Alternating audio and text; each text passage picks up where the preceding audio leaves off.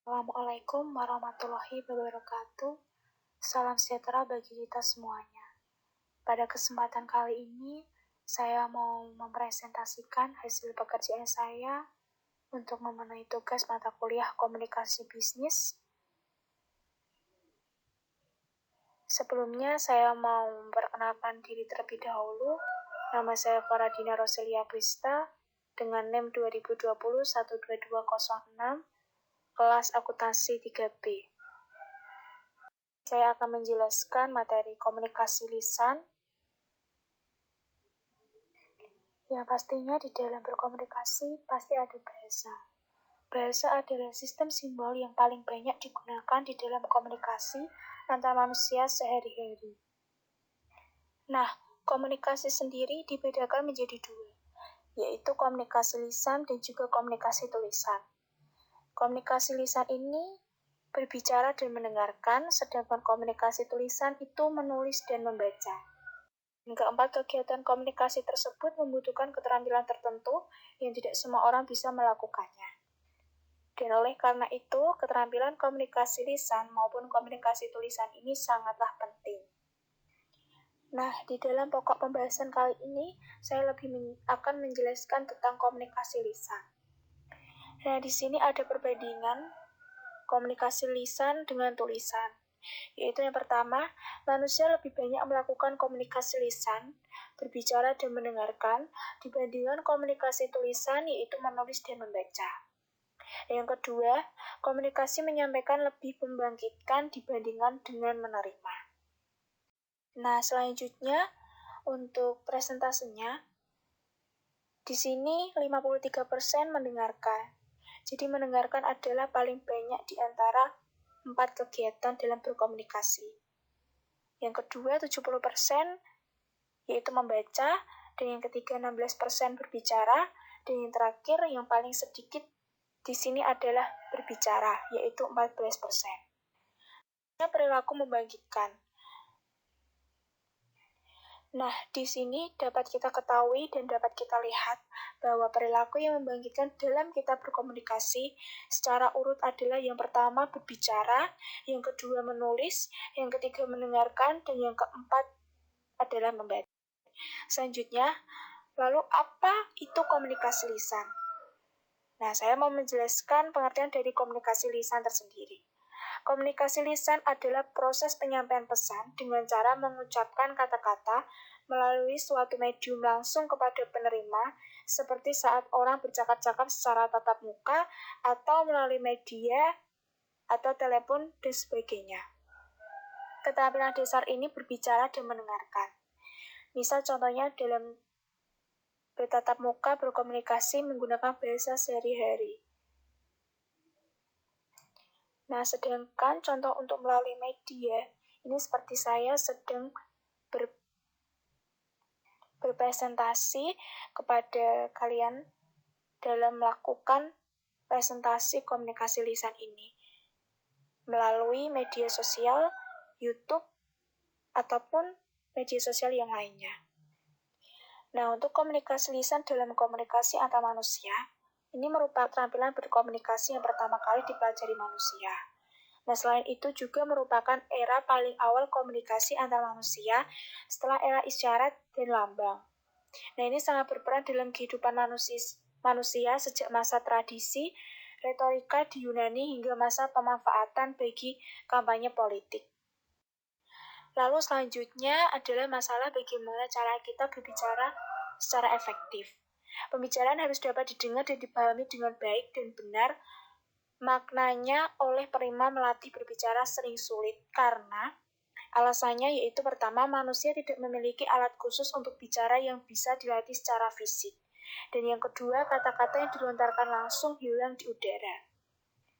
Selanjutnya, yang pertama saya akan menjelaskan berdasarkan situasi. Berbicara dalam berdasarkan situasi ini dibagi menjadi dua, yaitu berbicara informal dan juga berbicara formal. Untuk berbicara informal ini, contohnya tukar pengalaman, percakapan, menyampaikan berita, menyampaikan pengumuman, bertelepon, atau sebagainya.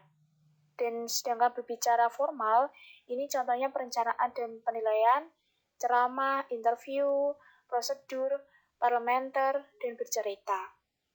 Lalu berdasarkan tujuan, jenis yang kedua, ini contohnya berbicara menghibur, menginformasikan, menstimulasi, meyakinkan, menggerakkan. Lalu yang ketiga, berdasarkan jumlah penyimak, ini contohnya berbicara antar pribadi atau empat mata, berbicara dalam kelompok kecil, berbicara dalam kelompok besar atau massa. Lalu cara yang keempat yaitu berdasarkan peristiwa khusus. Ini contohnya adalah pidato presentasi, penyambutan, pidato perpisahan, berisi kata-kata perpisahan. Lalu yang terakhir berdasarkan metode penyampaian. Ini dibagi menjadi 4, yaitu contohnya penyampaian secara mendadak.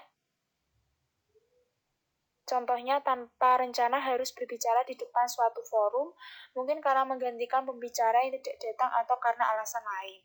Terus yang kedua, penyampaian berdasarkan catatan kecil. Yang ketiga, penyampaian berdasarkan hafalan.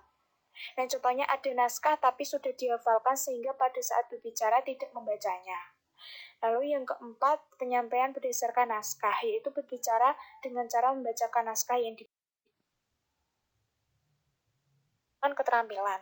Nah, berbicara memerlukan keterampilan khusus, perlu latihan. Yaitu ada 3 cara. Yang pertama adalah mengkode materi ke dalam kata-kata lisan. Yang kedua, menyampaikannya dengan benar dan sesuai. Yang ketiga, mengembangkan empati terhadap pendengar. Selanjutnya, ini ada teknik berbicara secara efektif. Ada 6 teknik. Yang pertama adalah bahasa, yaitu efektif, tata bahasa yang benar, dan kosakata atau variasi. Yang kedua, untuk materi harus jelas, sesuai dikenal, minat, terasosiasikan. Terus yang ketiga, cara dan gaya bicaranya, itu pengucapan penampilannya gerak-gerik. Yang keempat, penampilan berbicara yaitu postur tubuh, pakaian, dan perhiasan, dan juga gerak-geriknya. Yang kelima, hubungan dengan pendengar, yaitu mengenal, melibatkan, tidak mendominasi, menghargai, dan bisa sebagainya. Dan yang terakhir, suasana pembicaraan, yaitu membangun keakraban sesuai tulisan, sesuai lingkungan. Selanjutnya, dalam mendengarkan ini, mendengarkan melibatkan 4 unsur. Unsur yang pertama adalah mendengar, yaitu penerimaan rangsangan pendengaran atau bisa disebut aural stimuli. Dan yang kedua adalah perhatian, yaitu memperhatikan rangsangan tertentu, mengabaikan rangsangan lainnya. Yang ketiga, memahami, yaitu pemberian makna pada yang didengar. Selanjutnya yang terakhir, yang keempat, mengingat, yaitu menyimpan informasi untuk diperoleh kembali. Selanjutnya, saya menjelaskan tentang jenis-jenis mendengarkan. Di sini ada 4 jenis dalam mendengarkan. Jenis yang pertama adalah mendengarkan yang menyenangkan, atau bisa yaitu pleasurable listening. Adalah ketika bercakap-cakap, bercanda, mendengarkan hiburan di radio, dan nonton TV. Bisa juga nonton laptop, atau sebagainya. Yang kedua, mendengarkan secara diskriminatif, yaitu fokus mencari informasi-informasi tertentu, misalnya saat kuliah. Terus yang ketiga, mendengarkan secara kritis, yaitu sambil aktif menelisik, mengevaluasi, mencari benar salahnya, kekuatan kelemahannya, atau misalnya dalam sidang pengadilan. Di dalam sidang pengadilan pastinya ada perdebatan, ada pro juga ada kontranya. Yang terakhir adalah mendengarkan dengan empati, yaitu mendengarkan yang tersirat, ikut merasakan emosi pembicara, seperti saat mendengarkan keluh kesah teman. Ini contohnya ya tadi saat mendengarkan keluh kesah teman, curhatan teman, ini merupakan jenis-jenis mendengarkan. Nah, di dalam mendengarkan juga ada hambatannya, yaitu hambatan yang pertama, sibuk dengan diri sendiri, atau sibuk hal lain yang tidak berhubungan atau memainkan rambut atau menggambar. Terus yang kedua, sibuk urusan eksternal. Tadi diri sendiri internal, sekarang sibuk dengan urusan eksternal. Yaitu memikirkan yang tidak ada di tempat mendengarkan atau melamun. Terus yang ketiga, mempertajam sharpening, yaitu hanya memperhatikan hal-hal tertentu saja. Yang keempat, asimilasi, yaitu merekonstruksi yang didengar sesuai sikap atau prasangka, kebutuhan, dan nilai-nilai sendiri. Yang kelima, faktor kawan atau lawan, yaitu mendistorsi pesan karena sikap kepada pembicara. Lalu yang terakhir, yang keenam ini, yaitu mendengar yang diharapkan, yaitu mengasosiasikan yang didengar dengan sikap yang sudah terbentuk. Selanjutnya yaitu mengefektifkan mendengarkan. Nah, ini ada 4 cara kita mengefektifkan mendengarkan, yaitu pertama mendengarkan partisipatif dan pasif. Lalu yang kedua mendengarkan secara empatik dan objektif. Yang ketiga mendengarkan tanpa menilai dan mendengarkan secara kritis. Lalu yang terakhir ini mendengarkan secara dangkal dan secara dalam. Ya, sekian presentasi dari saya. Mohon maaf bila dalam saya berbicara ada yang kurang tepat, atau ada yang masih salah. Saya mohon maaf yang sebesar-besarnya. Terima kasih. Wassalamualaikum warahmatullahi wabarakatuh.